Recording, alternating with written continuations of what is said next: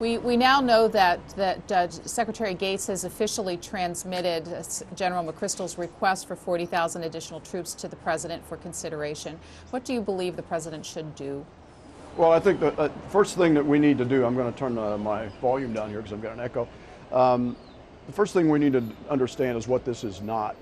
This is not an issue between the United States military and the Obama administration, as is being characterized recently. The National Security Advisor to this president has more actual combat time, I believe, than probably any high-ranking general officer in any of the services. He served as Commandant of the Marine Corps. He served as NATO commander and, in addition, commanding the forces in NATO. So it's a question of sorting out the specific direction of where we need to go.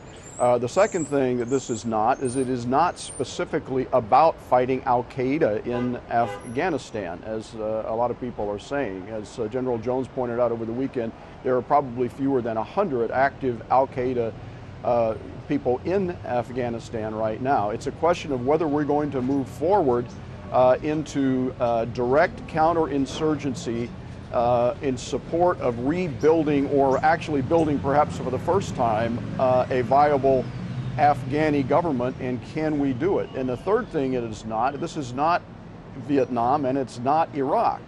If I had to have a parallel for what this is right now, it's probably more similar to the way Lebanon was trying to be assisted when I was there as a journalist in 1983, where you had a very small, ineffective central government and a lot of tribal elements around it, a lot of militias, and they were trying to build a Lebanese national army, and they didn't quite do it. So I'm not aware of the format or the actual recommendations that Secretary Gates may have been putting on the table to the president. We'll take a look at that. But this is a threshold period in terms of how the United States is going to approach the situation in Afghanistan.